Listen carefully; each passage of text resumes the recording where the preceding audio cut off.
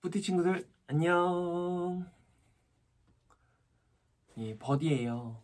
이제 2021년 1월 둘째 주 큐티를 시작할 텐데요.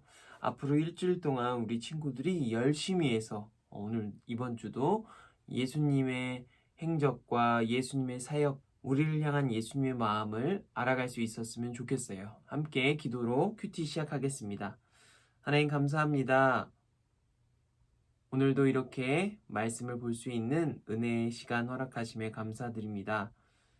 오늘도 말씀을 통해서 우리의 삶이 변하고 우리의 행동이 변하고 또한 하나님께 우리의 삶을 올려드릴 수 있는 영광된 삶이 될 수 있도록 주님께서 함께하여 주시옵소서.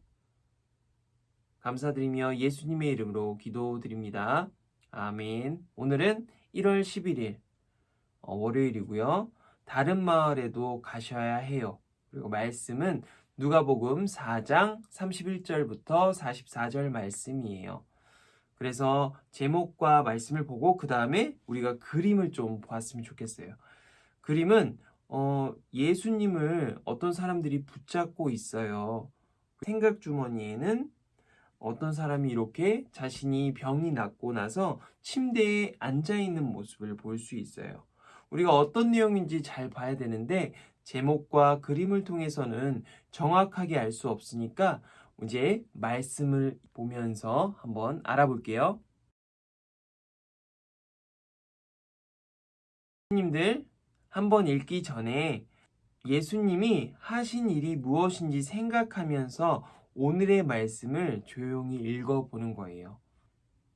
해가 질 때 사람들은 여러 가지 병을 앓고 있는 사람들을 예수님께로 데리고 왔습니다. 예수님께서 그들 모두에게 손을 얹으시고 고쳐주셨습니다. 귀신들도 많은 사람들에게서 떠나가며 소리를 질렀습니다. 당신은 하나님의 아들입니다.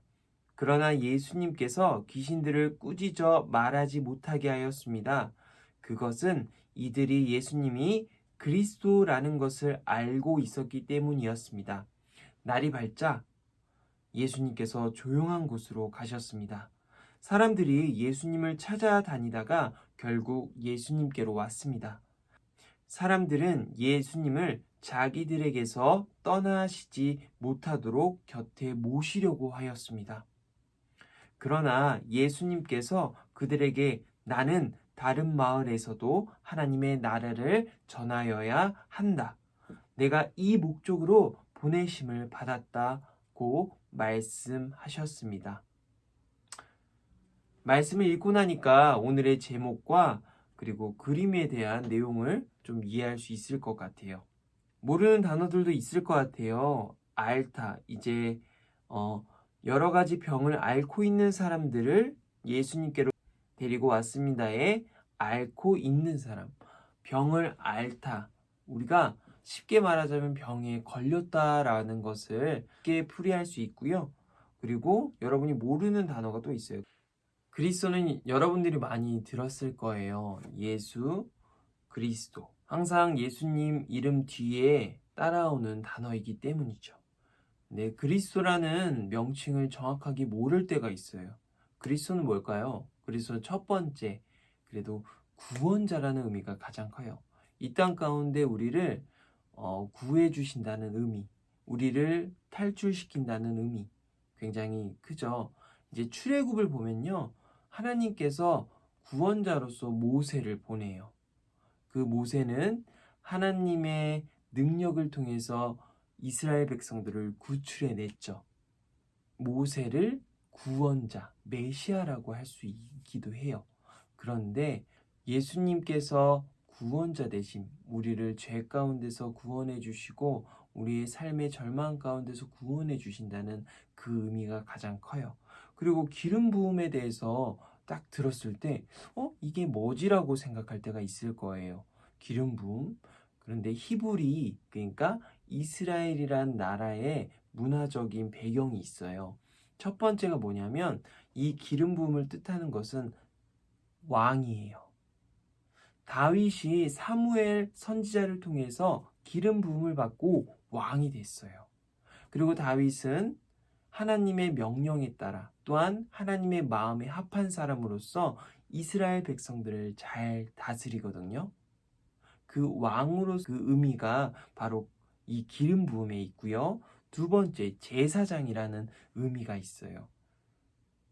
하나님과 우리 사이의 화해자로서 예수님은 오셨거든요. 하나님께 예배로서 나아갈 때 우리는 하나님과 더욱더 친밀해질 수 있고 하나님께 올바르게 예배를 드릴 수 있는 부분.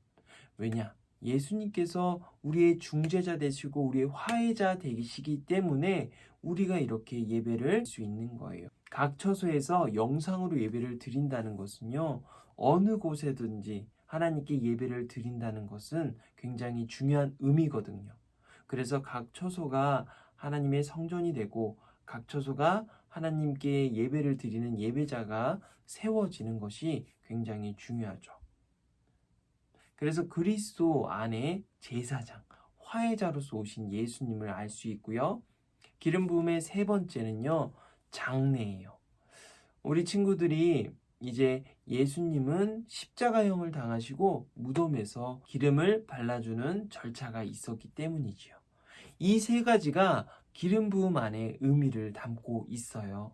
그러니까 딱 보면 무슨 의미인지 몰랐잖아요. 그런데 기름 부음을 통해서 왕으로서 하나님의 나라를 전파하셨고, 두 번째 제사장으로서 하나님과 우리 사이의 화해자로서 우리가 예배를 드릴 수 있게끔 도와주시고 계시고 우리와 함께 하시는구나.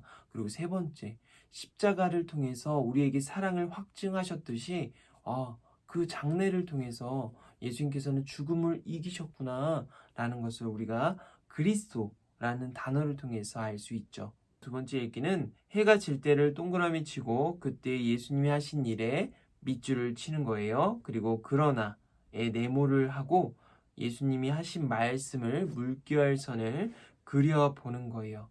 자, 다 같이 두 번째 한번 읽어보겠습니다.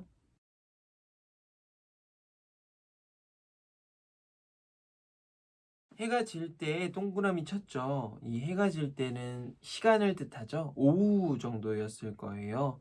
이제 오후 정도 때 예수님께서 병든 사람에게 치료를 해주시고, 그러나 많은 사람들을 치료하셨던 예수님을 많은 사람들이 봤을 거예요. 그리고 예수님이 내 옆에 있었으면 좋겠다라는 굉장히 그런 이기적인 생각이 있을 거예요. 그래서 내가 병에 걸리면 예수님이 항상 치료해 주시고 나와 함께 해 주셨으면 좋겠다라는 생각이 분명히 들었을 거예요. 저 같아도 그랬을 거예요. 그러나 예수님께서는 지금 이 마을에만 있으면 안 된다는 것을 굉장히 명확하게 말씀해 주셨어요. 예수님께서는 이렇게 말씀하세요. 나는 다른 마을에서도 하나님의 나라를 전하여야 한다. 내가 이 목적으로 보내심을 받았다. 네, 맞아요. 이것이 바로 예수님의 사명이었어요. 예수님께서는 이 땅 가운데 내려오셨을 때 분명히 하나님께서 원하시는 바가 있으셨기 때문에 예수님께서는 그 원하시는 바를 따라 살아가야 된다고 생각했던 거죠. 그래서 이곳에만 있는 것이 아니라 내 주위의 모든 곳에 하나님의 나라를 전파해야겠라고 생각하셨던 거죠.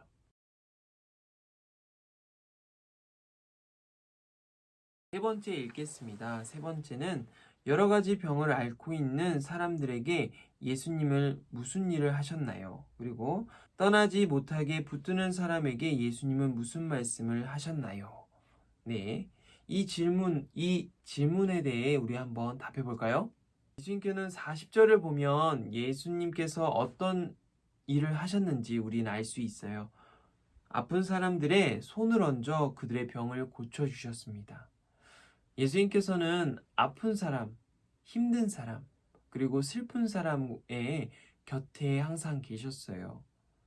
그들 곁에 항상 있으시면서 그들의 마음을 만져주시고 그들 가운데 함께 하시고 또한 아픈 사람에게 손을 얹어서 병을 고쳐주셨어요. 예수님께서는 병든 사람이 있다면 늘 손을 얹어서 치유하시고 회복시키셨어요.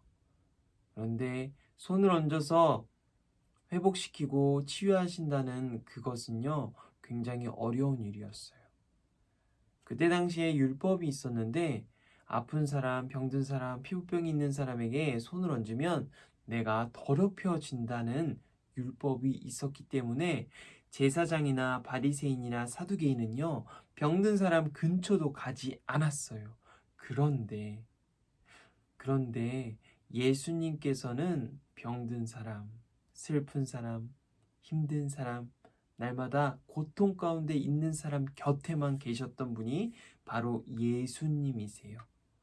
그렇게 예수님께서는 날마다 손을 얹어서 그들을 치유하시고 회복시키셨답니다.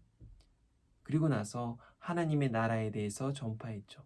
예수님의 행동을 통해서 우리는 많은 것을 볼 수 있죠. 그리고 두 번째, 떠나지 못하게 붙드는 사람들에게 예수님이 무슨 말을 하셨나요? 나는 하나님의 나라를 전해야 한다. 그로부터 보내심을 받았다. 예수님께서는 삶이 그렇게 길지 않으셨어요. 예수님이 태어나시고 30세까지는요, 목수로서 활동을 했어요. 물고기도 잡고요, 일상적인 생활도 하셨어요. 그런데 30세부터 33세까지 날마다 제가 말했듯이 이제 치유하시고 회복시키시고 제자를 세우시고 또한 하나님의 나라를 전파하신 그 일을 이제 30세부터 33세까지 하셨던 거예요. 예수님은 하나님의 나라를 전파해야 된다는 사명이 있으셨기 때문에, 그리고 하나님을 원하신 바를 아셨기 때문에 예수님은 한 곳에만 머물 수는 없었어요. 마지막 말씀을 이해해요예요. 예수님이 안식일에 갈릴리 가버나움 회당에서 말씀을 가르치셨어요. 귀신 들린 사람과 베드로와 장모를 고쳐주시자 마을에 소문이 났어요. 해가 지고 안식일이 끝나자마자 사람들은 아픈 사람들을 데리고 왔어요. 귀신들은 모두 예수님 명령에 아무 말도 못하고 쫓겨났고 사람들은 전부 말끔하게 나았어요. 다음날 새벽에 예수님이 기도하실 때 가버나움 사람들이 찾아와 자기 마을에 머물러 달라고 부탁드렸어요. 하지만 예수님은 다른 마을에도 찾아가서 하나님의 말씀을 가르치고 하나님의 나라를 전해야 한다고 했어요. 예수님께서 다른 마을로 가셔야 되는 이유가 바로 여기 있어요. 하나님의 말씀을 올바르게 전파하고 하나님의 나라를 알리기 위해서, 그렇게 하나님께서 주신 사명을 다하기 위해서 예수님은 사역을 하셨어요. 우리 함께 마지막 기도하고 실천해요예요. 우리 함께 기도했으면 좋겠어요. 우리가 오늘도 예수님의 마음을 알았기 때문에 예수님께서 하셨던 것처럼 우리도 예수님의 사랑을 알기 때문에 우리의 삶 가운데 나의 가족과 나의 친구에게 예수님의 사랑을 전할 수 있도록 하나님 도와주세요라고 우리 함께 기도하며 나아갔으면 좋겠어요. 하나님 감사합니다. 오늘도 누가복음을 통해서 예수님의 사역을 보았습니다. 예수님께서 어떤 마음으로 하나님의 나라를 전파하셨고 어떻게 사람들을 고치셨고 회복시키셨는지 저는 알게 되었습니다. 누군가 아픈 사람에게 손을 얹는다는 것이 얼마나 큰 용기와 얼마나 큰 믿음이 있어야 되는지 알게 되었습니다.